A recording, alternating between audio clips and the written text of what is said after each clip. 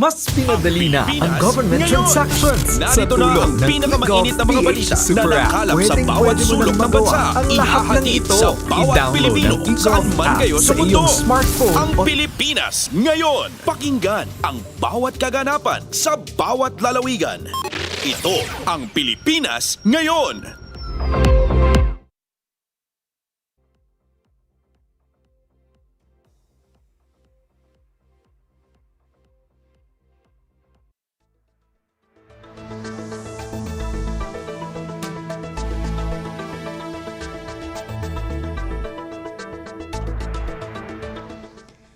Magandang araw po sa ating mga tagapakinig. Welcome po ulit sa ating programang Ang Pilipinas Ngayon.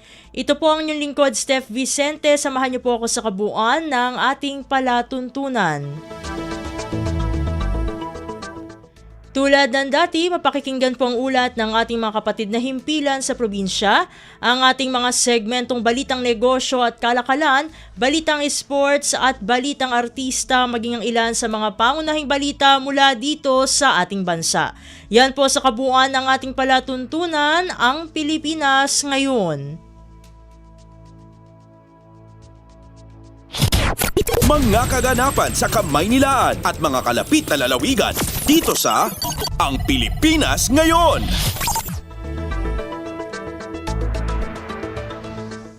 Sa mahalagang balita, pangarap sa Mindanao bilang the land of promise may tsansa na ayon kay Pangulong Ferdinand R. Marcos Jr.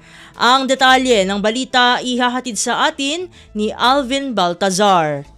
Nakikita na ni Pangulong Ferdinand R. Marcos Jr. ang katuparan na pangarap para sa Mindanao bilang the land of promise o lupang pangako. Sa harap ito ng pinakabagong development para sa Mindanao na naging subject sa Brunei, Darussalam, Indonesia, Malaysia, Philippines Seas ASEAN Growth Area Summit kung saan nagsilbing chair dito si Pangulong Marcos. Ayon sa punong ekutibo, nabanggit sa BIMP Ayaga ang malaking tulong na $400 million commitment ng ASEAN o Asian Development Bank para sa patuloy na pagdevelop sa Mindanao. Malaking ambag ito, sabi ng Pangulo, para sa minimiting pangarap sa rehiyon na ayon sa Chief Executive ay magiging development support projects na magandang maipagkaloob ng ADB at maganda na rin ang status ng peace and order.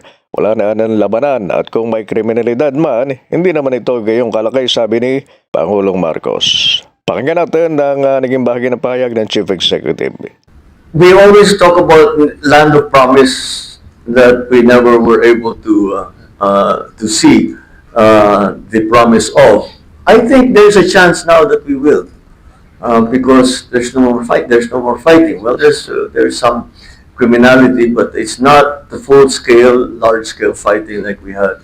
Mula sa Palasyo ng Malacanang para sa Bagong Pilipinas, Alvin Baltazar, Radyo Pilipinas, Radyo Publiko. Kumpleto, detalyadong balitaan, di papahuli sa mahahalagang kaganapan. Kamustahin ang inang bayan, ang Pilipinas ngayon. Samantala, matatag na supply ng bigas sa Pilipinas sa harap ng tag-ulan, siniguro ng pamahalaan. Ang kabuang ulat ihahatid naman sa atin ni Raquel Bayan. Patuloy ang pagtatag ng supply ng bigas sa bansa hanggang pumasok ang panahon ng tag-ulan. Ayon kay NFA Administrator Larry Lacson, hindi nakakaapekto sa kabuang supply nito ang bentahan ng 20 pesos per kilong bigas, lalo't patuloy ang pagbili ng NFA ng palay sa mga magsasaka. Sa panayam sa Bulacan, sinabi ng opisyal na mula Enero, nakabili na ang NFA ng 4.6 million na sako ng palay sa mga magsasaka na higit pa sa kanilang target na 3.6 million na sako. Aabot anya sa 414,000 metric tons ang supply ng bigas sa bansa na sapat sa loob ng 11 araw. Ayon kay Lacson, bahagi ito ng pagsisikap ng pamahalaan upang masigurong walang aalalahanin sa bigas ang bansa. Dumating man ang kalamidad at bagyo dahil mayroong siguradong supply na mahuhugot mula sa bodega ng NFA. Mula sa Malacanang para sa Bagong Pilipinas, Raquel Bayan, Radyo Pilipinas, Radyo Publiko. Pasada ng mga balita mula sa Pilipinas para sa mga Pilipino saan man sa mundo. Ang Pilipinas ngayon. Sa iba pang mga ulat, posibleng pag-angkat ng bigas mula sa ASEAN para sa pagpapalawig ng 20 pesos rice program, pinag-aaralan ng Department of Agriculture o DA. Ang detalye ng balita ihahatid sa atin ni Mary Ann Bastasa. Bukas ang Department of Agriculture na pag-aralan ng posibilidad na mag-angkat ang bansa ng bigas mula sa ASEAN para suportahan ang programang Benteng Bigas meron na hanggang 2028. Ito kasunod ng pahayag ni Pangulong Ferdinand R. Marcos Jr. na kumpiyansa siyang magtutuloy-tuloy ang bentahan ng murang bigas hanggang sa pagtatapos ng kanyang termino. Sa pulong balitaan, sinabi ni DA spokesperson Asik Arnel de Mesa na maaaring dumaan ang importation sa pamagitan ng Food Terminal Incorporated o FTI. Kung magiging posible ito, kasama sa maaaring makonsidera ang pakipagtulungan sa mga bansang kasapi ng ASEAN at pati ang Pakistan at India. Pero ayon kay Asik de Mesa, maaaring sa 2026 na ito may konsidera dahil sapat pa sa ngayon ang kasalukuyang stock na hawak ng NFA para maipagpatuloy ang bentahan ng murang bigas hanggang matapos ang 2025. Kung i-expand pa natin beyond the current beneficiaries natin ng vulnerable, the minimum wage earners, at yun nga, plano na mas madagdagan pa at abutin yung 15 million households or 60 million of our population. At kunwari gusto pang dagdagan ang allocation per household or per individual. Of course, there could be a possibility to go beyond the stocks of NFA. Mula sa DA para sa Bagong Pilipinas, Mary Ann Bastasa, Radyo Pilipinas, Radyo Publiko. Kumpleto, detalyadong balitaan, di papahuli sa mahahalagang kaganapan. Kamustahin ang inang bayan, ang Pilipinas ngayon. Samantala, Department of Agriculture o DA pinaplansya na ang mekanismo ng pagbebenta ng 20 piso kada kilong bigas sa minimum wage workers. Balikan natin si Mary Ann Bastasa para sa balita. Kasunod ng anunsyo na bubuksan na rin ang bentahan ng 20 pesos na kada kilong bigas sa mga minimum wage worker, isinasapinal na ng Department of Agriculture ang mekanismo ng pagbebenta nito sa sektor.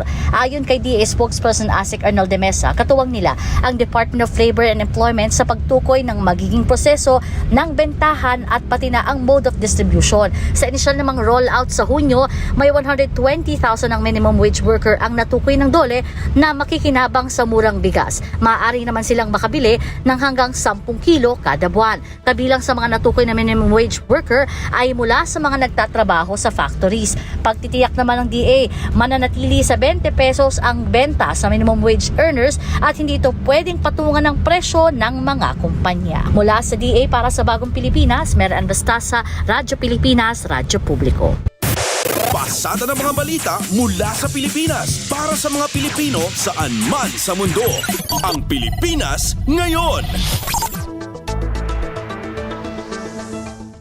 Sa iba pang mga balita, buying price ng National Food Authority o NFA sa palay ng mga magsasaka, pinag-aaralan kung maitataas pa. Ang kabuang ulat ihahatid sa atin ni Raquel Bayan. Tinitignan na ng Marcos administration kung mayroon pang itataas ng 19 pesos at 24 pesos per kilo na buying price ng National Food Authority sa fresh at dry palay mula sa mga magsasaka sa pag-inspeksyon sa NFA warehouse sa San Ildefonso, Bulacan. Sinabi ni Pangulong Ferdinand Marcos Jr. na binabalanso rin ng gobyerno ang buying price ng NFA sa bentahan ng bigas sa merkado. Sa kasalukuyan, pinag-aaralan na rin niya ng pamahalaan ang pagtatakda ng floor price sa palay upang hindi naman paluging bilhin ng traders ang ani ng mga magsasaka. Bukod dito, nakatutok rin niya ang pamahalaan sa pagbibigay ng mga kinakailangang suporta sa mga magsasaka upang mapataas ang produksyon ng mga ito at upang maibaba ang gastos ng mga magsasaka.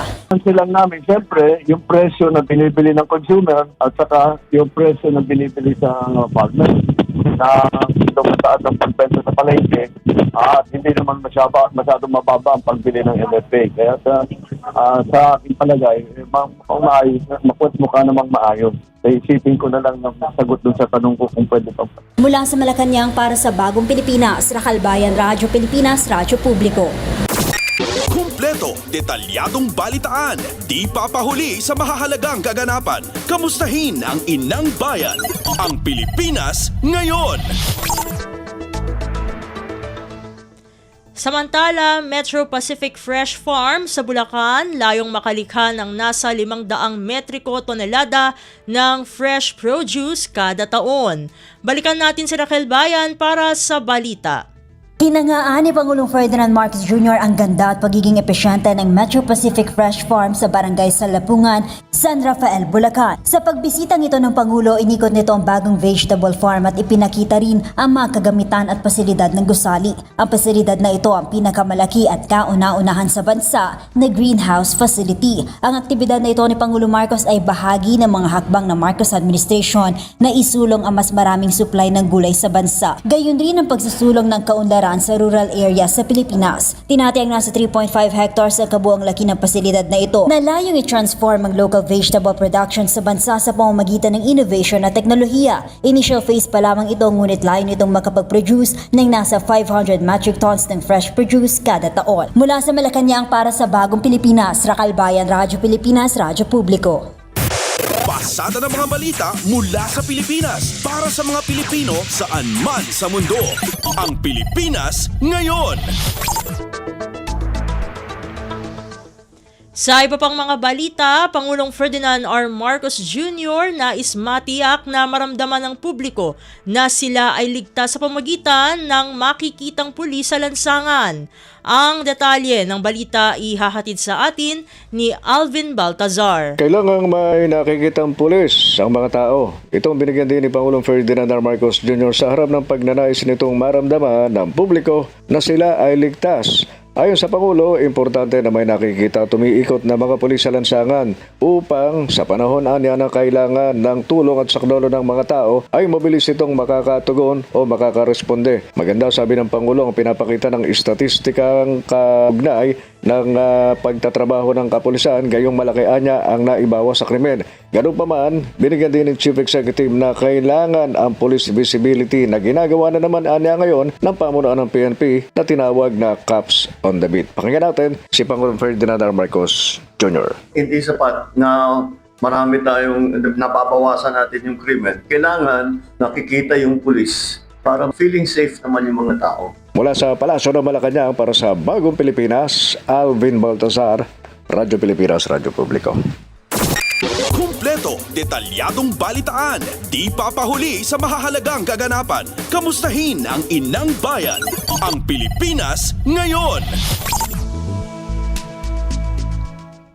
Sa iba pang mga ulat, mga emergency vehicle exempted sa No Contact Apprehension Policy o NCAP basta't lehitimo ang lakad ayon sa Metropolitan Manila Development Authority o MMDA. May huli ka app nakatakdang ilunsad sa susunod na linggo. Ang kabuang ulat ihahatid naman sa atin ni J. Mark Dagala. Nilinaw ng Metropolitan Manila Development Authority na exempted sa No Contact Apprehension Policy ang mga emergency vehicle na re-responde sa anumang emergency. Gayunman, ipinaliwanag ni MMDA Chairman na ni Don Arte sa walang automatic exemption sa Artificial Intelligence Capable CCTV. Kaya't anumang mahuhuli nito ay agad na isasailalim sa manual review ng kanilang mga tauhan. Pero git ni Artes, gaya ng pagdaan sa EDSA busway, kailangan lehitimo ang lakad ng mga emergency vehicle gaya ng ambulansya, fire trucks at police mobile dahil kung hindi, i-issuean pa rin sila ng violation ticket. Inihalimbawa ni Artes ang pagdaan ng isang funeral service na nagpanggap na ambulansya upang makapanlamang sa mga kapwa motorista. Binigyan din pa ng MMDA Chief na hindi nila maaaring isama sa sistema ng NCAP ang exemption sa mga may blinker at sirena dahil sa malaki ang tsansang maabuso ito. Kaya naman nanawagan si Artes sa mga nagmamaneho ng emergency vehicle maging responsable at gamitin ng maayos at tama ang kanilang mga dinadala upang hindi maabala. Unirito, nilinaw din ng MMDA na hindi rin maparurusahan sa ilalim ng NCAP ang mga sasakyan makalalabag sa batas trapiko dahil sa pagbibigay daan sa mga emergency vehicle. Mula sa Pasig City para sa Bagong Pilipinas, J. Mark Dagala, Radyo Pilipinas, Radyo Publiko. Pasada ng mga balita mula sa Pilipinas para sa mga Pilipino saan man sa mundo. Ang Pilipinas ngayon. Samantala, Party List Solon, hinikayat ang Department of Transportation o DOTR na i-exempt ang mga senior citizen mula sa odd-even scheme sa EDSA. Ang detalye ng balita ihahatid naman sa atin ni Kathleen Forbes. Formal na hiniling ni Senior Citizen Party List Representative Rodolfo Ordanes sa DOTR at MMDA na ma-exempt ang mga senior citizens sa pagpapatupad ng odd-even scheme sa EDSA sa gitna na napipinto nitong rehabilitasyon sa magkahiwalay na liham na mababatas kay DOTR Secretary Vince Dizon at MMDA Chair Romando Artes. Kanya inihayag ang posibleng epekto sa mobility o kalayaan bumiyahe ng mga nakatatanda oras na ipatupad ang naturang traffic restrictions. Git niya marami sa mga nakatatanda ang gumagamit ng pribadong sasakyan sa kanilang pagpunta sa mga medical appointment o therapy session na hindi basta-basta marireschedule. Bukod dito, malalantad naman anya ang mga lolo at lola sa mga banta sa kalusugan kung gagamit ng pampublikong transportasyon. Kaya anya ang pagbibigay ng exemption sa mga senior citizen ay isang praktikal at pagpapakita ng malasakit na nakaayon din naman sa Expanded Senior Citizens Act of 2010. Maaari naman anya makipag-ugnayan sa mga ahensya kung paano makakabuo ng sistema para matukoy at mairehistro ang mga kwalipikadong senior citizens sa naturang exemption. Para sa Bagong Pilipinas, Kathleen Forbes, Radyo Pilipinas, Radyo Publiko. Kumpleto, detalyadong balitaan, di papahuli sa mahahalagang kaganapan. Kamustahin ang inang bayan, ang Pilipinas ngayon. Sa iba pang mga ulat, rerouting schemes inilatag ng Metropolitan Manila Development Authority o MMDA sa pagsimula ng EDSA rebuild sa Hunyo at 13. Mga motorista hinihikayat na dumaan sa mga alternatibong ruta. Ang kabuang ulat ihahatid sa atin ni Dayan Lear.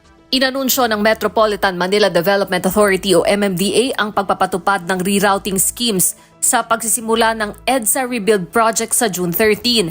Kasunod dito, pinapayuhan ang mga motorista na gumamit ng mga alternatibong ruta at mabuhay lanes upang maiwasan ang inaasahang mabigat na trapiko na dulot ng proyekto. Ayon sa MMDA, patuloy din ang kanilang road at sidewalk clearing operations sa mga pangunahing kalsada bilang paghahanda sa implementasyon ng proyekto. Kabilang dito ang pagtanggal sa mga ilegal na nakaparada, mga nakaharang at nagtitinda sa bangketa na sagabal sa mga alternatibong daanan.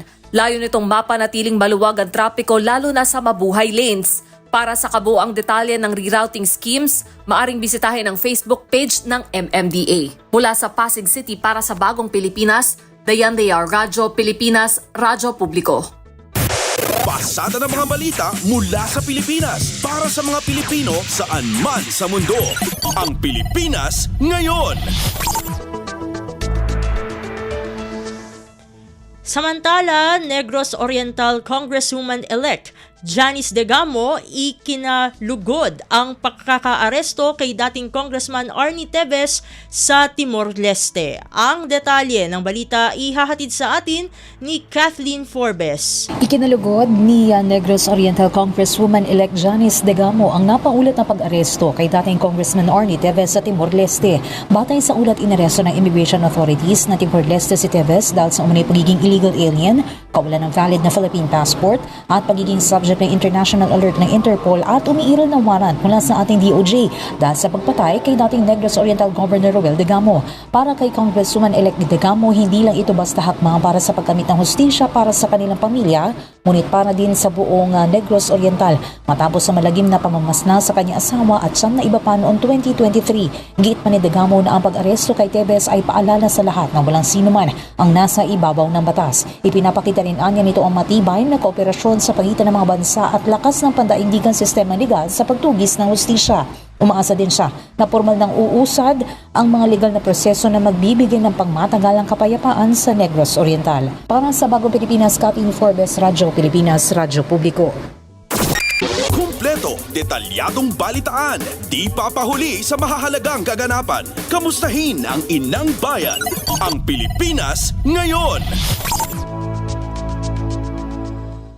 Sa iba pang mga balita, Commission on Human Rights o CHR pinuri ang Department of Education o DepEd sa pagtatatag ng Child Development Centers sa mga komunidad na kulang sa serbisyo. Ang kabuang ulat ihahatid sa atin ni Ray Ferrer. Kinilala ng Commission on Human Rights ang inisyatiba ng pamahalaan na palawakin ang access sa early childhood education. Ito ay sa pamamagitan ng pagtatayo ng 300 Child Development Centers sa mga komunidad na kulang sa serbisyo sa buong bansa. Ang inisyatibang ito ay isang collaborative effort sa pagitan ng Department of Education, at ng Department of Budget and Management sa pagbuo ng isang education system na naa-access ng lahat. Ang programa ay direktang tumutugon sa kagyat na pangangailangan para sa early childhood care at development sa 4th at 5th class municipalities. Humigit kumulang 3,800 barangay sa buong bansa ang walang CDC, habang tinatayang 78% ng mga bata ay kulang sa access sa essential early childhood care at development services. Ang mga CDC ay nagsisilbi rin bilang mga sentro ng komunidad na tumutulong sa paglaban sa kahirapan sa pagkain ng bata. Hinihimok ng CHR ang bawat komunidad, tagapagturo at local government units na magtulungan upang magkaroon ng learning opportunity ang bawat bata, lalo na ang mga mahihirap. Para sa Bagong Pilipinas, Ray Ferrer, Radyo Pilipinas, Radyo Publiko. Kumpleto, detalyadong balitaan, di papahuli sa mahahalagang kaganapan. Kamustahin ang inang bayan, ang Pilipinas ngayon. Samantala, mga issue sa automated elections mareresolba ng hybrid na eleksyon ayon kay Senador Coco Pimentel. Ang detalye ng balita ihahatid naman sa atin ni Nympha Asuncion. Naniniwala si Senate Minority Leader Coco Pimentel na mariresolba ng hybrid elections ang ilang problema at issue na nararanasan tuwing botohan. Ito ang tugon ng senador sa panawagan ng Kontra-Daya Movement na gawing hybrid ang eleksyon kung saan gagawing manual ang eleksyon sa precinct level pero mananatiling electronic ang transmission. Ayon sa Minority Leader, maraming mga hindi na-resolvang issue sa nagdaang fully automated elections sa isinagawa. Katunayan, ang ilang mga problema pa niya dito ay paulit-ulit na. Kaya naman naniniwala si Pimentel na kung hybrid ang paraan na gagawin sa susunod na halalan ay maraming mga agam-agam at mga tanong ang agad na maaalis. Sa mungkahing hybrid elections, minumungkahi ng senador na gawing automated ang canvassing o pagbibilang ng mga boto sa precinct level. Dapat rin anyang taasan ang parusa hanggang sa habang buhay na pagkakabilanggo para sa mga mapapatunayang magsasagawa ng dagdag bawas ng mga boto. Mula Senado para sa Bagong Pilipinas, Nympha Asuncion, Radyo Pilipinas, Radyo Publiko. Pasada ng mga balita mula sa Pilipinas para sa mga Pilipino saan man sa mundo. Ang Pilipinas ngayon. Sa iba pang mga balita, petisyon laban sa magkakamag-anak na Tulfo ibinasura ng Commission on Elections on Bank. Ang kabuang ulat ihahatid naman sa atin ni DK Zarate.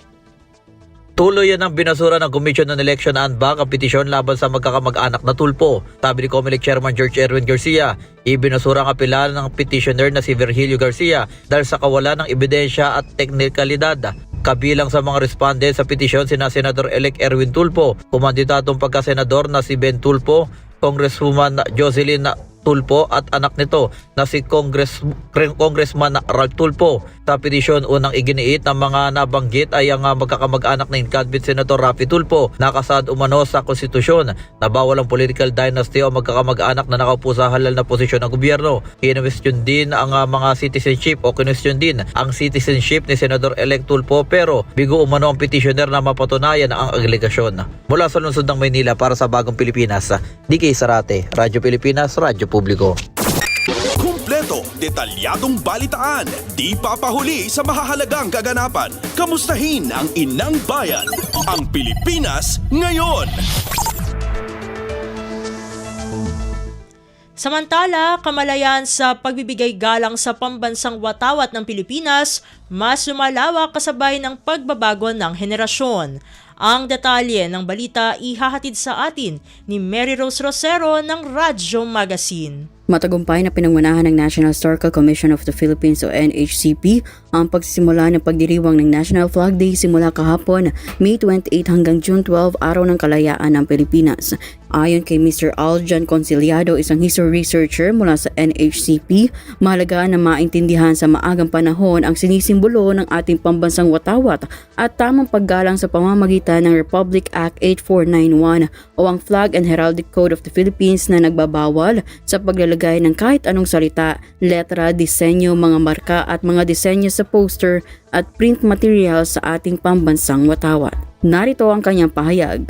Fortunately, nakikita natin tayo ay mapalad sa mas batang henerasyon. May self-awareness pagdating sa responsibilidad nila bilang Pilipino dahil nakikita natin na mostly ng mga nagsusumbong at nagko-call out at nag-react din negatively sa pagkalapastangan ng ating bandila ay mga kabataan. So, nagiging tagamasid ng mga nagaganap na violation.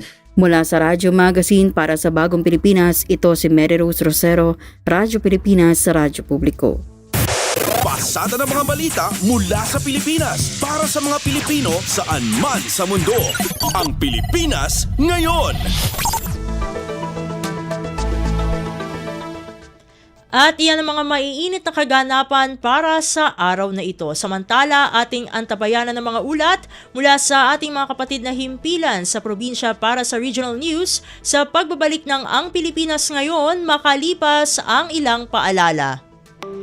Sa pagdiriwang ng 127th Philippine Navy Anniversary, pinapurihan ni Pangulong Ferdinand R. Marcos Jr. ang buong hukbong dagat para sa kanilang natatanging tapang at katapatan sa tungkulin magmula pa noon at hanggang sa kasalukuyan. In every mission, the Navy proves that maritime strength is measured by the character, clarity of mission, and the commitment of those who serve. That same commitment to duty was clearly seen in the West Philippine Sea and in other maritime outposts. The Navy personnel serve as peacekeepers both in land and in sea, remaining steadfast as ever, upholding our nation's maritime entitlements with dignity and with courage. Binigyang diin din ng Pangulo ang patuloy na pagbabantay at pagtatanggol sa ating mga karapatan sa karagatan na alinsunod sa international law. We stand firm. We will never tolerate any act of disrespect against our sovereignty. Wala tayong isusuko, wala tayong papapabayaan. Para sa iba pang mga balita at impormasyon, manatiling nakatuto. Tapat sa pag-uulat. Radyo Pilipinas, Radyo Publiko, 738.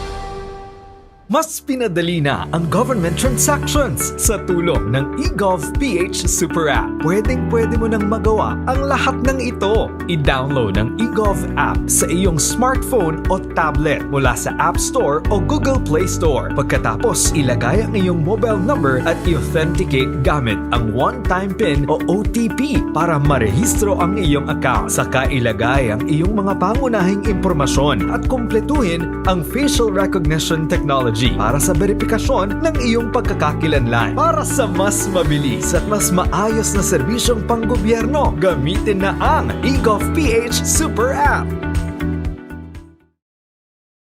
Huy, nabiktima ka na ba ng fake news sa panahon ng digital media? Learn how to spot fake news. Check the source. Kung di legit, dapat magduda. Check the purpose. Informative or troll post at clickbait lang. Check the ownership. Mapagkakatiwalaan ba ang pinagkukuhanan nito? Check the time and date. Baka naman outdated na yung news na yan, ha? SPOT.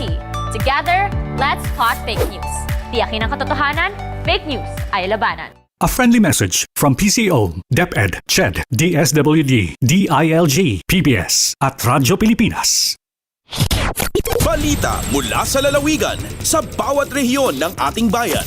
Dito sa Ang Pilipinas Ngayon. Nagbabalik na po ang ating programang Ang Pilipinas Ngayon at narito na po ang bugso ng ating mga regional news. Dumako muna tayo sa rehiyon ng Luzon. Department of Health o DOH Region 1 umaasa na ipagpapatuloy ng mga lokal na pamahalaan ang mga advocacy campaign ukol sa road crash incidents. Ang kabuang ulat ihahatid sa atin ni Jude Pitpitan mula sa Lawag. Kalikagom ti Department of Health Center for Health Development 1 ang maadaptar dagiti lokal a gobyerno dito Ilocos Norte ti advocacy seknan iti panang prebentar iti road crash incidents. Iti panaglepas iti bulan ti Mayo wenno Road Safety Month in Bagani Medical Specialist 3 kan head iti Public Health Unit at DOH Ilocos Dr. Jessamay De Guzman at ti RCA kat mabalin aliklikan makagapupay asinukatan ti World Health Organization ti terminolohiya nga aksidente kat nagbalin a road crash incidents. Ilalawag na ababaan iti panayuswat dagiti LGU's advocacy campaign kontra iti RCA bumasit ti bilang dagiti insidente ken matmatay gapo iti daytoy. Daytoy pay ti rason nga agsursurod-surda karag iti probinsya ket daytoyen ti may kadto atawan amang yuswat da ti advokasya seknan iti daytoy. Malaksit iti panagsursursurda karag iti nagduduma nga ili diti Region 1 tapno magawat adupay a tao ken na LGUs pinili ti rasaw nga ahensya nga i-live daytoy apasken iti social media. Manipod da Radyo Pilipinas lawag Jud Pitpitan para iti Radyo Pilipinas World Service. Balita mula sa lalawigan sa bawat rehiyon ng ating bayan. Dito sa Ang Pilipinas Ngayon. Inyong napakinggan ang ulat ni Jude Pitpitan mula sa Lawag. Puntahan naman natin ang Agoo, bayan ng Bacnotan, La Union, nakatanggap ng parangal mula sa Department of Agriculture o DA. Narito si Glenda Sarak para sa balita. Nakagunod iti talo a prestigyoso a pamadayaw ti munisipyo ti Bacnotan, La Union iti 50th Gawad Saka Search for Outstanding Agricultural Achievers Program parangal sa mga natatanging magsasaka at mangingisdaan na ang iti Philippine Trade Center iti Pasay City iti Mayo 26. Napadayawan ti Bacnotan Municipal Fisheries and Aquatic Resources Management Council when M Farm C kas may sakariti talo a kalalaingan nga M Farm C itentero a Pilipinas. Nabigbigmat ni Bacnotan M Farm C Chairperson Rolando Rabang kas may sakriti talong outstanding fisher folk itentero a Pilipinas. Napadayawan mat ni Miss Geneva Ganyalon manipod Bacnotan, La Union kas outstanding young farmer gapay tinaidumduma kontribusyon daytoy iti agrikultura kas may nga agtutubo. Sigon iti lokal a gobyerno ti Bacnotan dagitoy a pamadayaw ti pamaneknak iti agtultuloy a panangitan dudok ken panangpasaya ti munisipyo iti sidong ti liderato ni Mayor Divine Fontanilla iti sektor ti agrikultura. Manipod RP Agoo, Glenda Bakungan Sarak para iti Radyo Pilipinas World Service. Balita mula sa lalawigan sa bawat rehiyon ng ating bayan. Dito sa Ang Pilipinas Ngayon. Inyong napakinggan ang ulat ni Glenda Sarak mula sa Agoo. Dakoy naman natin ang rehiyon ng Kabisayaan. 6 na pong special program for employment of students beneficiaries ng lungsod ng Borongan, katuwang sa isinasagawang Borongan City Labor Market Survey 2025. Ang detalye ng balita ihahatid sa atin ni Sok Aberia mula sa Borongan. Padayon nga nagtratrabaho 20 dias ang sa isintang ihapin mga batanon nga special program for the employment of students as space beneficiaries sa siyudad ng Borongan nga dihitun Hunyo at 13. Base ang Public Employment Service Office of PESA Borongan City, ang nasabi nga mga batanon ang kasugbong ang irabuhatan na gindudumara nga Borongan City Labor Market Survey 2025 sa 61 nga mga barangay han siyudad. Ang nasabi ang kwalipikado nga space beneficiaries, mga burunganan nga senior high school and college students nga tikanghin mga pamilya nga waray regular nga income nga makarawat in 584 pesos sa kantidad kada adlaw nga pagtrabaho o kabugusan makantidad in 11,685 pesos kundi sa 60% hinian babatunon han lokal nga pamunuan samtang ang 40% kargo han Department of Labor and Employment o DOLE. Tikang siyudad ng Borongan, Sok Aberia, Radyo Pilipinas World Service. Balita mula sa lalawigan sa bawat rehiyon ng ating bayan. Dito sa Ang Pilipinas Ngayon. Inyong napakinggan ang ulat ni Sok Aberia mula sa Borongan. Dumako naman tayo sa Sogod. 3 milyong pisong halaga ng kagamitan mula sa Department of Agrarian Reform o DAR natanggap ng mga magsasaka sa bayan ng Bato, Leyte. Ang kabuang ulat ihahatid sa atin ni Jevic Epiz. Gitonol sa Department of Agrarian Reform ang mga makinarya sa UMA, kagamitang pang-agrikultura o usa ka delivery vehicle nga nagkatidad og 3 million pesos ngadto sa Barangay Anahawan Farmers Agriculture Cooperative niadtong Mayo 27, 2025. Anaasi nga turnover ceremony gipanguluhan ni DAR Provincial Office sa Leyte ubos sa liderato ni Parputud Attorney Daniel Pen kauban si Engineer Elin Dico, ang Chief sa Program Beneficiary Development Division, o si DAR Regional Office 8 Regional Director Attorney Robert Anthony Yu. Sa bahin sa LGU Bato sa Leyte, nisalmot si Engineer Danilo Hermano, Municipal Agriculturist, Chairperson Marcelina Butlig sa Barangay Anahawan, Pepe Diao, SB Member, o ang presidente sa Barangay Anahuan Farmers Agriculture Cooperative nga si Junicio Butlig. Ang seremonyas gipahigayon sa Barangay Anahuan, lungsod sa Batulite nga nagtinguha nga mapalambo ang produksyon sa agrikultura ug mapauswag ang panginabuyan sa mga miyembro sa naasi nga kooperatiba. Ang naasi nga mga kahimanan nga dawat sa naasi nga association kabahin sa Sustainable and Resilient Good Arc Project sa Department of Agrarian Reform. Gikan didi sa Sugod Southern Leyte, Jevic Epis, Radio Pilipinas, World Service. Balita mula sa lalawigan sa bawat rehiyon ng ating bayan. Dito sa Ang Pilipinas Ngayon. Inyong napakinggan ang ulat ni Jevic Epis mula sa Sogod. Dakuin naman natin ang rehiyon ng Mindanao. National Flag Day Celebration ng Cagayan de Oro, pinangunahan ni Mayor Rolando Uy. Ang detalye ng balita ihahatid sa atin ni Romy Kapinpuyan mula sa Cagayan de Oro.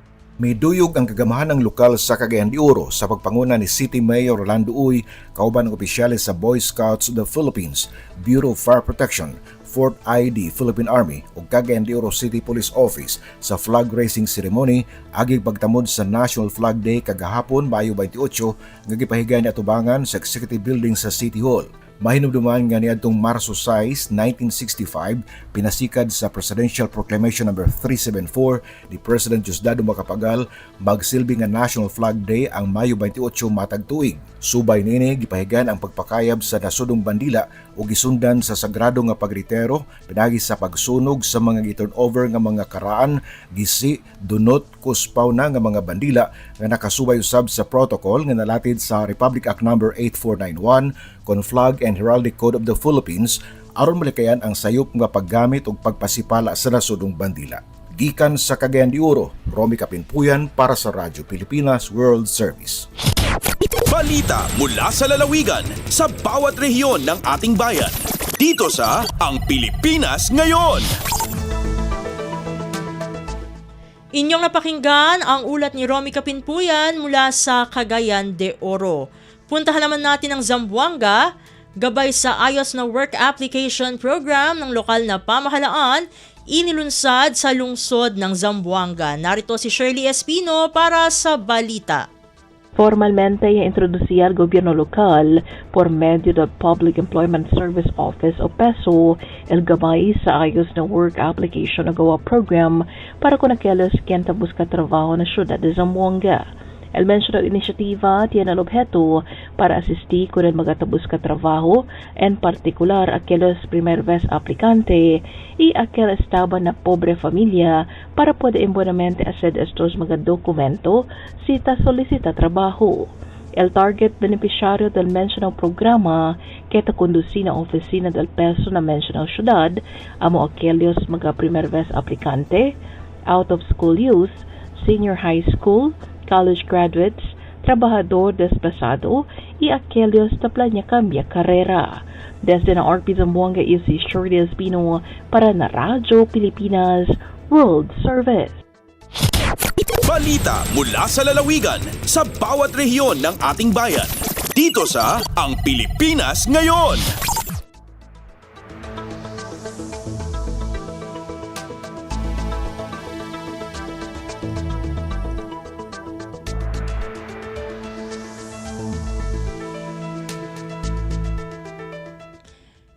Pansamantala po nating hihinto ang paghahatid ng balita dito sa Ang Pilipinas Ngayon upang bigyang daan ang pulong balitaan na pangunahan ni Executive Secretary Lucas Bersamin.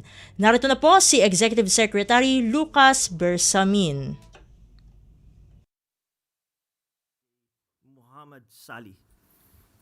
The ES will give us an update on the second tranche of resignations from the cabinet. He will first give us a statement, then afterwards there will be an open question and answer forum. We would like to introduce now Executive Secretary Lucas Bersamin.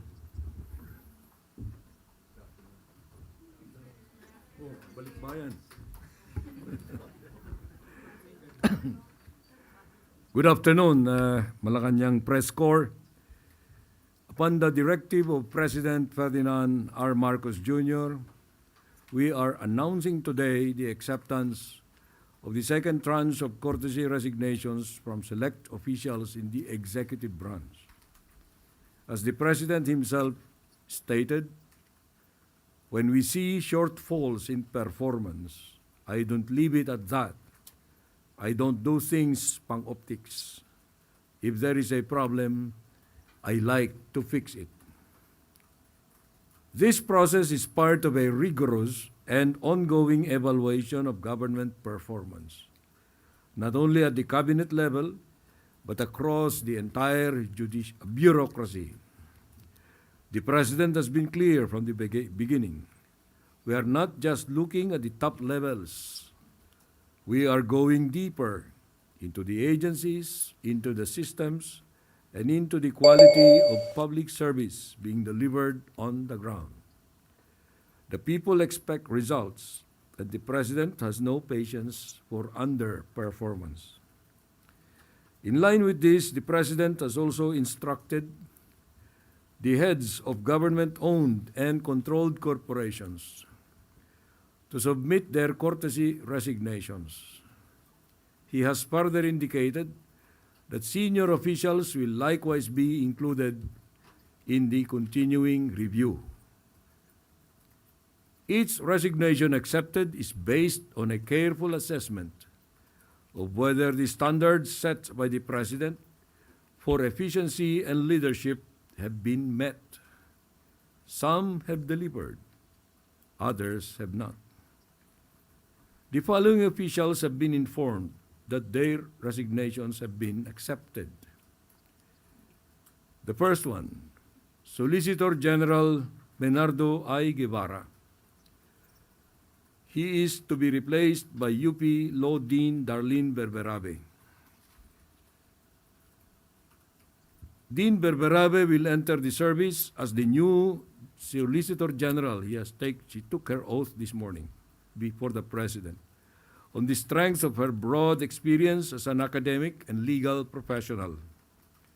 She graduated summa cum laude in philosophy in the University of the Philippines and was the class salutatorian in 1999 of the UP College of Law.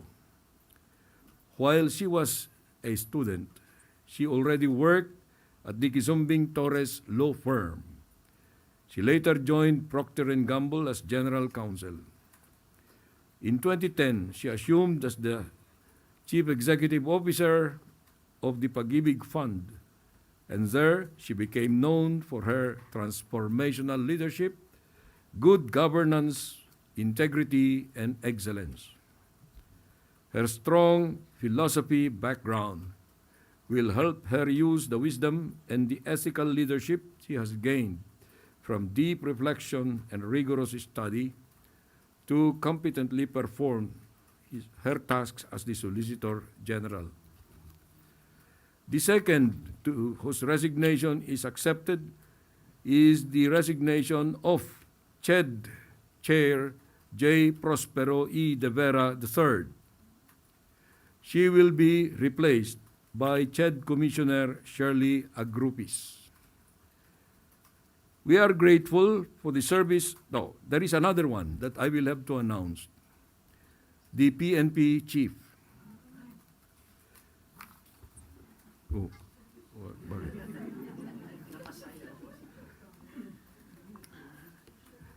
The incoming PNP Chief is Police Major General Nicolas D. Torre III.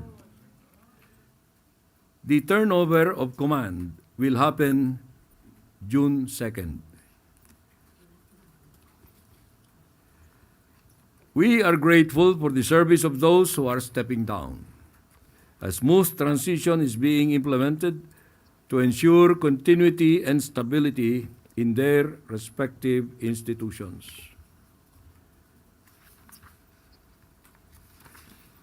This is not a purge, let me remind you of that.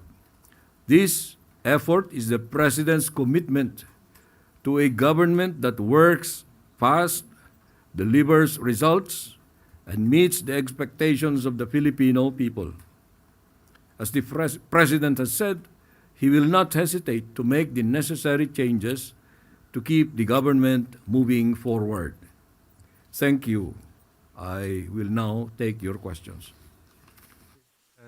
Yosores, Radio 630. Hello. Good afternoon po, ES. Ano po kaya yung naging rason ni President Marcos Jr. doon po sa pagtanggap niya ng courtesy resignation ni Soljan Guevara? Well, si Soljan Guevara has been there since the beginning, no? And maybe it is time for him to go to another venture. And so the president accepted his resignation to allow for fresh blood to come in. One follow-up lang po. If I may point, sir, last March, Soljan Guevara recused himself to represent the Philippine government na mag-represent po doon sa cases filed at the Supreme Court ng children ni former President Duterte in relation po sa pag-arrest sa kanya ng ICC. Naka-apekto po ba yun as factor kung bakit tinanggap po ng Pangulo yung resignation? Oh, I don't think that was a factor at all, because if you recall, there was a strong clamor for the termination or removal of Solicitor Guevara at the time. The public perception that gave rise to this clamor must have been about his taking the opposite side of the issue.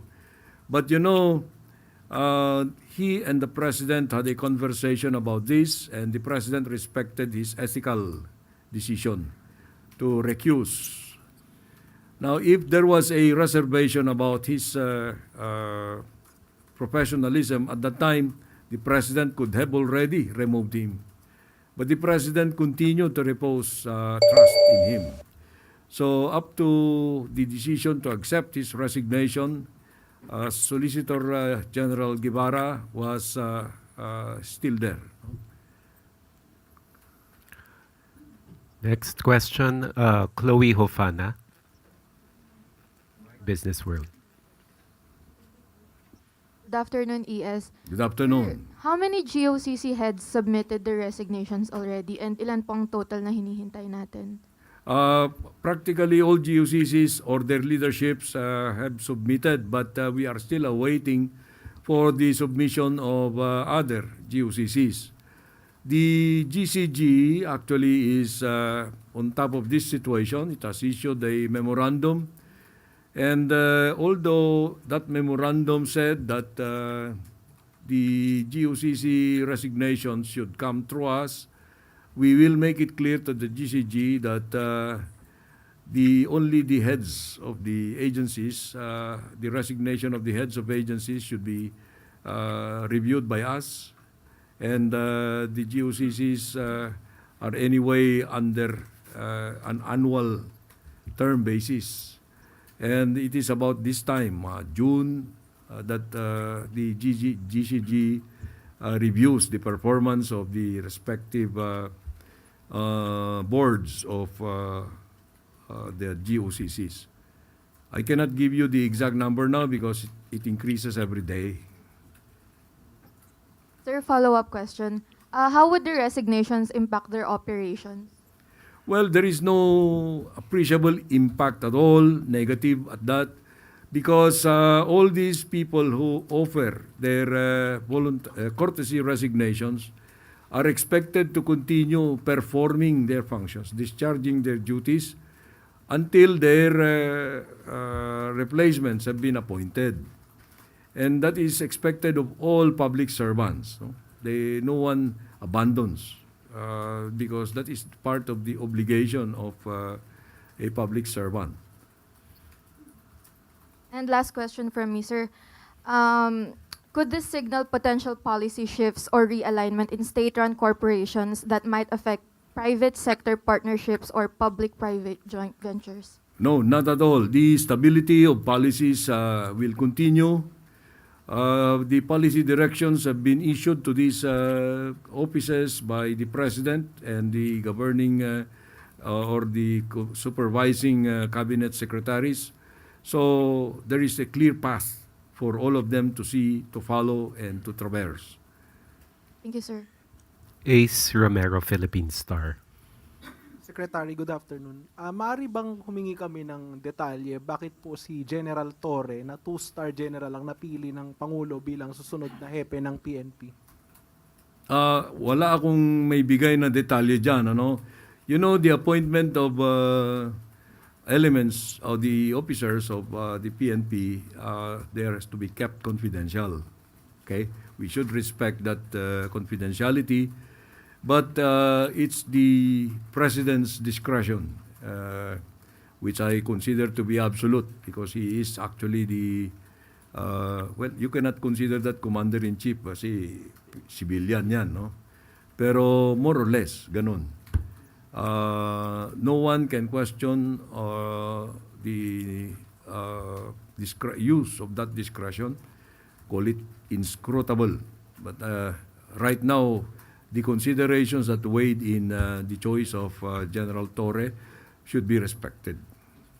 Kasi he oversaw many high-profile operations, including yung kay Pastor Kibuloy and then recently yung kay yung pag-aresto kay former President Duterte. May kinalaman po kaya yung naging handling niya ng mga ganong operations sa naging choice ng Pangulo? Hindi ko masasabi yan dahil alam mo si Presidente always demands performance. Kahit na ano yung pinagawa sa iyo, you must have you must exhibit some level, high degree level of performance. So maybe that is one. I'm not going to discount that. But there may be other qualities of General Torre that he might have considered in comparison to the qualities of those others who were not given this responsibility. Salamat po. Eden Santos, Net 25. Good afternoon po, ES. Yung pong pagkaka-appoint ni General Torre, naasahan po ba na magkakaroon ng mga demoralization or sa hanay po ng PNP yung pagkaka-appoint po sa kanya? Bakit naman? Dahil kung titingnan po yung mga background po ng iba pang contender, hindi po kaya magdulot ito ng problema sa hanay? Palagay ko naman hindi. Dahil professional yung mga hanay ng kapulisan. No? They're all very great professionals. They're very decorated individuals. So they just follow what the Commander-in-Chief or what the President desires. So hindi po naman ito reward sa kanya, another reward ng Pangulo, yung kanyang Alam mo, lahat ng promotion reward yan. Ano? But most promotions are given on merit. So let us assume that this was given on merit because, you know, it was not an easy decision on the part of the President. He considered, to my recollection, 5 names. No? And you must probably have an idea of who those 5 were. But as of this time, the decision was already made and it favored Police Major General Torre. By the time he accepts this appointment, he will have the 4 stars. That is the regulatory rank, the stars. Thank you po. Ira Panganiban, DZRJ. Yes, General Torre will be serving 1 year and 9 months, if my calculations are correct. That means he will be one of the longest chief of the Philippine National Police to serve. Does this mean there are going to be more of activities that he has been doing in the past that we can expect in the future, like what happened to the KOJC, the Duterte incident, and all other incidents that General Torre has been involved in? Well, let him show to us. I do not understand too well the question. No? Performance is always depending on the situation. In these kinds of operations of the police, he was given an assignment, yung KOJ, ang sinasabi mo. He went at it like it was an ordinary thing, very professional. So we should praise him for that. There may be other situations like arresting a kidnapper. That's another kind of operation.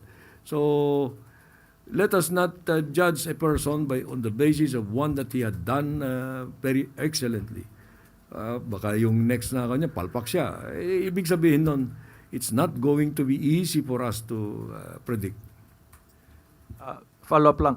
So, serving for a year and 9 months, the longest I remember of a chief PNP serving very long is something like 6, 7 months, 8 months at most. A year and 9 months. Does this mean better stability for the Philippine National Police, considering that you are going to have a chief that is going to serve for quite some time now, na matutuloy-tuloy yung mga proyekto nila? You know, look at it this way. No? All PNP chiefs serve at the pleasure of the President, whether they have a term or not. If the President wants to terminate them, he could do that. But let us just expect that General Torre will be there until the end. That's all I can say. Will be there performing his best until the end. Everybody of us would like to do that ourselves. Thank you, sir. Ivan Mayrina, GMA Integrated News. Yes, good afternoon. May we know the reason why the President accepted the resignation of CHED Chair Popoy de Vera? Well, as far as I know, no? Because the thinking of the President is his own thinking. As far as I know, although this is not the official reason, you know, si CHED Chair de Vera has been there for 2 terms na. Second term niya na ito. Maybe the President wanted to give a fresh start to the CHED. Or maybe there were other reasons. Hindi natin madi-discount that may factor dyan yung mga intramurals dun sa CHED. I do not know. I cannot particularize because I am just generally aware of those particulars. A collegial body like the CHED always comes under such pressure from within. No, but I'm not going to say that that was the reason. I'm just guessing that that played a lot in the replacement, acceptance of the resignation. Any more questions for the Executive Secretary? Christian Yusores. Sir, one last na lang po. Balikan ko lang po yung sa Solicitor General. Meron po bang initial na marching orders or instructions si President kay Attorney Berberabe as the new Solgen? Well, the best thing that I could say about this is she took her oath this morning already, and that is a very strong indication of confidence on the part of the President. I am not privy if the President and the new Solicitor General had any lengthy conversation on any marching orders. But it is expected that the new Solicitor General, being a brilliant and intellectual person, must have understood her clear task of defending the interests of the Philippine government. The Solicitor General is the statutory counsel of the Philippine government. And she must now stand equal to that job, to that responsibility. I expect no less from her, as the President certainly does. So we look forward to working with her. Vance Fernandez, Police Files.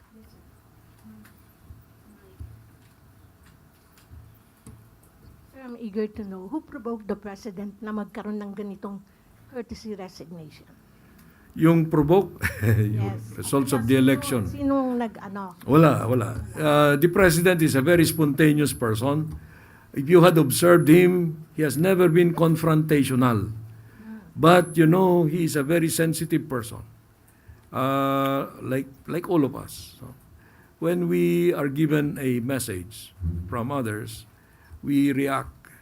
Now, I think the President should be given that human side of the... this is his response to what he probably observed during the elections. We must deliver more. We must deliver more. So, he is undergoing this performance check on all of us in the cabinet as well as in the positions of leadership in the agencies and offices. So that is how I see it. We know that the President is a soft-spoken. Kesa naman, sir, na mapapahiya na sisibaking na lang bigla.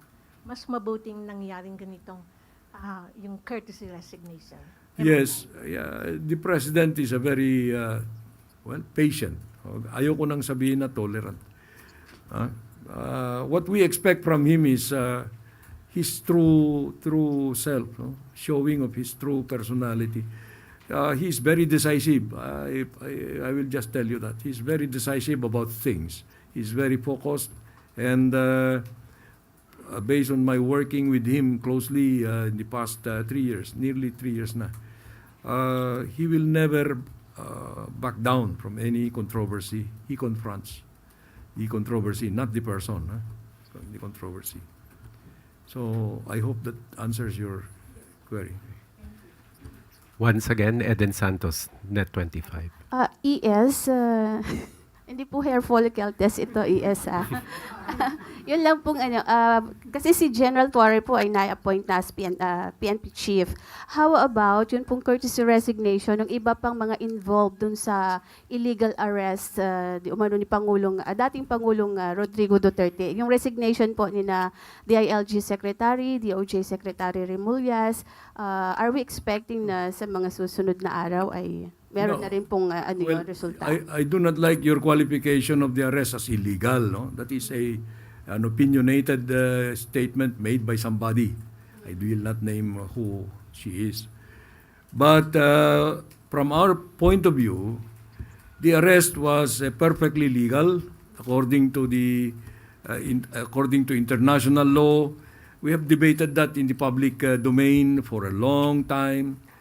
But no one can tell me now that that was an illegal operation, procedure, or you know, when these representatives of the executive were invited to the Senate investigation called by the Committee on Foreign Affairs, I immediately transmitted a letter telling the Senate President and the chairman of that committee that we are going to claim executive privilege for all the parts that are covered by executive privilege. They respected it, and if they concluded from there that the arrest was illegal, I cannot help them at all. That was the Question last po. question. Yeah, but Thank the you very question much. po is yung assessment po yung sa performance nila ng Pangulo, kailan po natin na inaasahang babanggitin kung tinanggap ba ng Pangulo yung resignation po nila or hindi? Sino sila? Si Secretary Boying Remulla and Secretary Declined yung resignation niyan. Sino pa? si Secretary John Vic Remulla. Declined din. How about the Secretary Anyo? I do not know yet because that is a personal thing for the President, you know, security advisor yan. And I actually, that resignation letter was not coursed through me because it's a personal response. Well, they have a personal thing dyan. Kung ayaw ni Presidente tanggapin, it's up to him. How about Secretary Gubo Teodoro po? Hindi rin. Gusto mo bang lamunin tayo, no? So yung po tatlo, dinicline na po ng Pangulo? Yeah, definitely. Declined na yan. Thank you very much. Thank you very much, Executive Secretary Lucas Bersamin, Honorable Undersecretaries. Thank you very much. We now turn over the floor to Secretary J.C. Ruiz.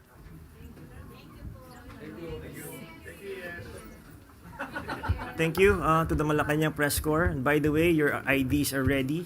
We will now distribute your IDs. But of course, the accreditation will still continue. Ayusin na lang natin yung, we'll talk about it.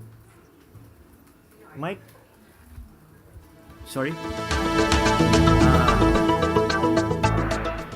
At inyo pong napakinggan ang pulong balitaan na pinangunahan ni Executive Secretary Lucas Bersamin.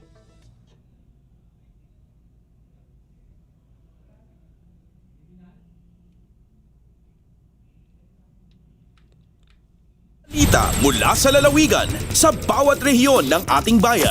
Dito sa Ang Pilipinas Ngayon.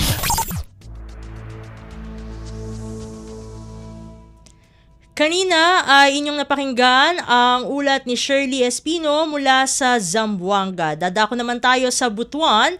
Department of Agriculture ODA Caraga nagsagawa ng 3 araw na pagsasanay sa Bantay Peste Brigade and Management in Corn. Ang detalye ng balita ihahatid sa atin ni Dayanara Sumapad. Sa paghatag og gibugaton sa kamahinungdanon sa pagmonitor ug pagdumala sa peste, ang Department of Agriculture Caraga mipahigayon sa second batch sa 3-day training on Bantay Peste Brigade and Management sa Corn sa Butuan City baguhay lamang. Ang nasangpit nga pagbansay hiniusang gipahigayon sa DA Caraga Corn Program ug sa Regional Crop Protection Center kon RCPC nga gitambungan sa Pest Scout ingon man sa LGU Agricultural Extension Workers gikan sa probinsya sa Agusan del Sur. Gipasabot ni Senior Research Specialist Maricel Habaw Didal nga ang Farmer Pest Scout gipili sa mga miyembro sa usa ka farm cluster nga adunay labing minus 20 anyos ang pangidaron, physically fit ug mas maayo nga gibansay pinaagi sa Farmer Field School. Kanunay silang magkolekta og data sa peste og sakit sa ilang production farm ug sa kasikbit nga umahan gamit ang Bantay Peste application pinaagi sa ilang smartphone.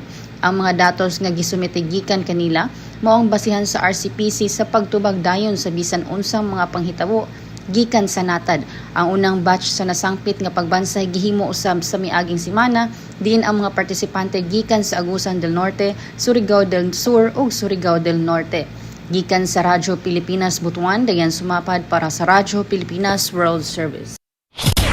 Balita mula sa lalawigan sa bawat rehiyon ng ating bayan. Dito sa Ang Pilipinas Ngayon. Inyong napakinggan ang ulat ni Dayanara Sumapad mula sa Butuan. Puntahan naman natin ang Iligan. 49 pesos maximum suggested retail price o MSRP sa imported rice. Mahigpit na ipinatupad sa Iligan City. Rice vendors na lalabag, may parusa. Ang kabuang ulat ihahatid sa atin ni Sheriff Timhar Habib Majid. Hugot nga gipatuman sa Iligan City Government ang 49 pesos nga maximum suggested retail price o MSRP para sa siyam ka klase sa imported nga bugas nga adunay 5% broken sama sa Princess Bea, Super Young, Yang Chow, Jasmine, Dragon Heart, Be Happy, White Lion ug Master Chef. Kini subay sa Administrative Order No. 5 sa Department of Agriculture nga misugod sa Marso Agis. Matud ni City Agriculturist Mary Ann Beli, mihimo dayon sila og orientation sa mga vendors human madawat ang maong order. Sa gihimong monitoring gikan Mayo 24 hangtod 28, tanang rice retailers sa pampubliko ug pribadong merkado mituman sa gitakdang presyo. Pahimangno sa City Agriculturist Office nga bisan kinsa nga mosupak sa maong order, mahimong mapahamtangan og tukmang silot subay sa Republic Act No. 7581. Padayon usab ang lokal nga kagamhanan sa adlaw-adlaw nga monitoring, samtang ang Department of Trade and Industry maoy nagdumala sa mga supermarket. Kabahin kini sa mga lakang sa gobyerno aron masiguro nga barato ang presyo sa bugas ug mapanalipdan ang mga konsumidor batok sa sobra nga pagsaka sa presyo sa mga batakang palaliton. Gikan sa Radyo Pilipinas Iligan, kini Sheriff Timhar, alang sa Radyo Pilipinas World Service. Balita mula sa lalawigan sa bawat rehiyon ng ating bayan. Dito sa Ang Pilipinas Ngayon. At inyong napakinggan ang ulat ni Sheriff Timhar Habib Majid mula sa Iligan. Dito na nagtatapos ang ating regional news. Dadako na tayo sa segmentong Balitang Negosyo at Kalakalan na ihahatid sa atin ng ating kasamang si Bea Gaza de Guzman makalipas ang ilang paalala. Lagay ng ekonomiya, kalakalan, negosyo at iba pa. Atin ang alamin dito sa Ang Pilipinas Ngayon.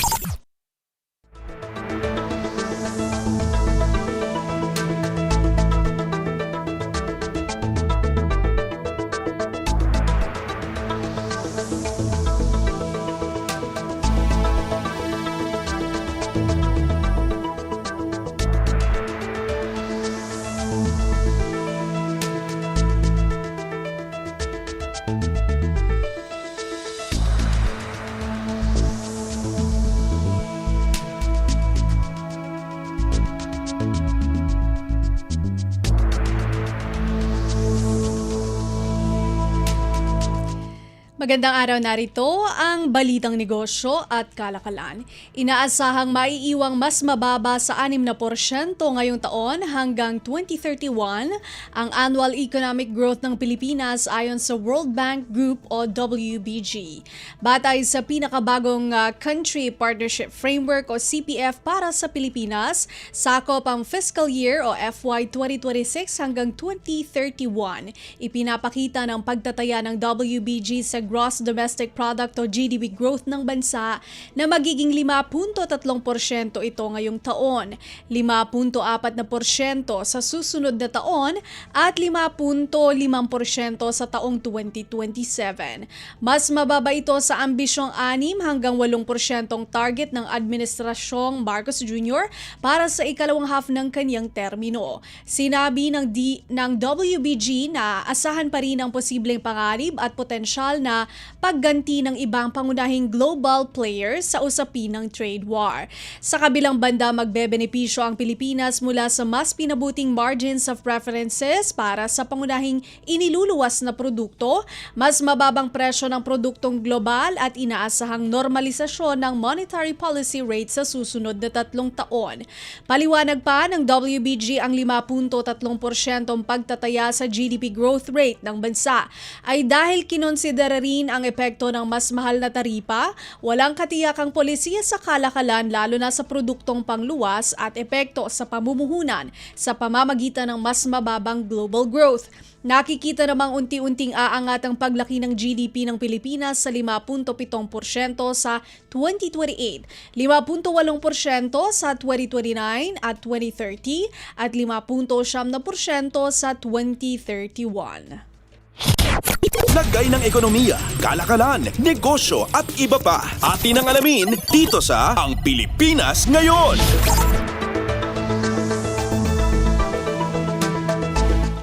Makikinabang na rin ang Pilipinas sa Sovereign Wealth Fund ng United Arab Emirates o UAE dahil sa inaasahang paglagda ng Comprehensive Economic Partnership Agreement o CEPA. Sa sidelines ng Doing Business in the Philippines Forum sa Taguig City, sinabi ni Department of Trade and Industry o DTI Undersecretary Severino Rodolfo na sa oras na mapirmahan at maipatupad ang CEPA, magkakaroon na ng pagkakataon ng Pilipinas na tapakin ang Sovereign Wealth Funds ng UAE na nagkakahalaga ng umaabot sa 2.39 trillion US dollars as of May 2025 ayon sa Global Sovereign Wealth Fund o SWF.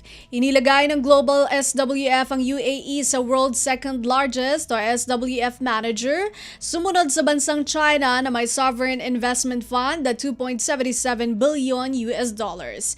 Sinabi ni Yusek Rodolfo, maaaring magtulungan ng dalawang bansa upang makalikha ng framework sa ilalim ng CEPA para gamitin ang UAE sovereign investment para pondohan ang pangunahing mga proyekto ng bansa. Nauna nang iniulat ni UAE Ambassador to the Philippines Mohamed Obaid Salem Al-Khatam Al-Zabi at ni Philippine Special Envoy to the UAE for Trade and Investment Maria Ana Catherina Yu Pimentel na target ng kapwa bansa na malagdaan ang CEPA sa susunod na buwan. Sa oras na mapirmahan, ito ang kauna-unahang Free Trade Agreement o FTA ng Pilipinas sa Middle East. Ipinagutos ni Pangulong Ferdinand R. Marcos Jr. sa DTI na i-diversify ang mga trade at investment partner nito sa pamamagitan ng pagbuo ng free trade deals sa iba't ibang mga bansa. Lagay ng ekonomiya, kalakalan, negosyo at iba pa. Atin ang alamin dito sa Ang Pilipinas Ngayon. Pangwakas sa ating balitang negosyo at kalakalan, as of May 29, 2025, 1:00 ng hapon, narito ang palitan ng piso kontra sa ibang mga salapi. Ang United States dollar ay nasa 55 pesos 57 centavos, Japan yen nasa 38 centavos, Singapore dollar nasa 43 pesos 11 centavos, South Korea won ay nasa 4 centavos, China yuan nasa 7 pesos 72 centavos, Hong Kong dollar nasa 7 pesos 9 centavos, United Kingdom pound nasa 74 pesos 87 centavos, European Monetary Union euro 62 pesos 77 centavos, Canada dollar nasa 40 pesos 17 centavos at ang Saudi Arabia Riyal 14 pesos 81 centavos. Lagay ng ekonomiya, kalakalan, negosyo at iba pa. Atin ang alamin dito sa Ang Pilipinas Ngayon. At yan ang ating balitang negosyo at kalakalan. Magbabalik po si Ann Steph Vicente.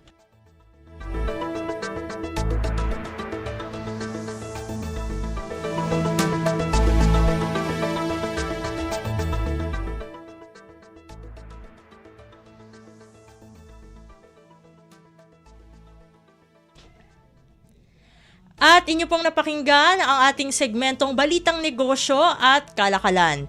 Yan na po ang kabuuan ng ating programa para sa araw na ito. Samantala, magpapasalamat na tayo sa ating mga nakasama sa studio na sina Milo Jonella, Susan Aison, Hiro Lucero at Anthony Pimentel. Salamat din sa ating executive producer para sa araw na ito na si Jerome Toledo. Salamat din sa mga naghatid sa atin ng mga ulat mula sa Kamaynilaan at mga probinsya. At pinasasalamatan din natin ang naghatid sa atin ng ating segmentong Balitang Negosyo at Kalakalan na si Bea Gaza de Guzman. Maraming salamat din sa ating station manager na si Mr. Ray Sampang. Maraming salamat po hanggang sa susunod na edisyon ng ating palatuntunan. Huwag kalimutang mag-like, mag-follow at mag-subscribe na sa mga social media account o page ng Radyo Pilipinas World Service upang maging laging updated sa mga mahalagang balita. Ito pong muli ang inyong lingkod, Steph Vicente. Mabuhay po tayong mga Pilipino. At yan ang Pilipinas Ngayon. Muling samahan si Ben Blones sa parehong oras at alamin ang pinakahuling mga kaganapan at balita saan man kayo naroon. Ang Pilipinas Ngayon.